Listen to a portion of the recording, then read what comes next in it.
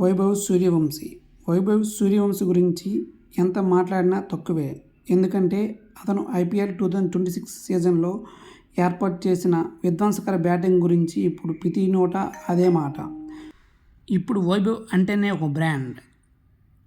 ఇప్పుడు అతని కోసం పెద్ద పెద్ద బడా కంపెనీలు కూడా ఈ కుర్రాడు ఒప్పందం కోసం పోటీ పడుతున్నాయి.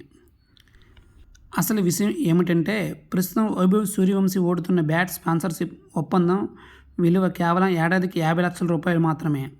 ఈ ఐపీఎల్ సీజన్తో ఆ ఒప్పందం ముగియనుంది. దీంతో భారత్లోని ప్రముఖ టైర్ తయారీ సంస్థలైన ఎంఆర్ఎఫ్, సిఏటి వంటి బడా కంపెనీలు ఈ కుర్రాడి ఒప్పందం కోసం పోటీ పడుతున్నాయి.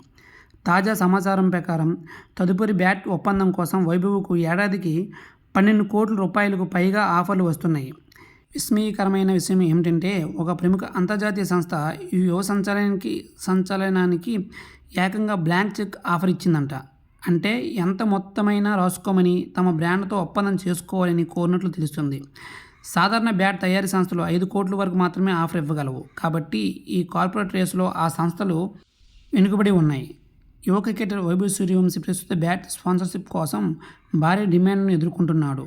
ఆయన పాత బ్యాట్ స్పాన్సర్షిప్ విలువ దాదాపు 50 లక్షలు ఉండేది.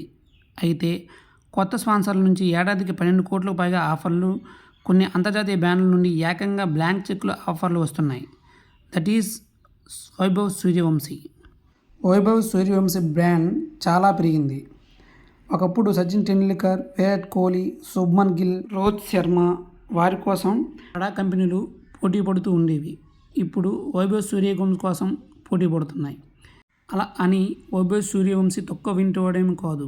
ప్రతి మ్యాచ్లోనూ తనకంటూ ప్రత్యేకమైన గుర్తింపు తెచ్చుకున్నాడు.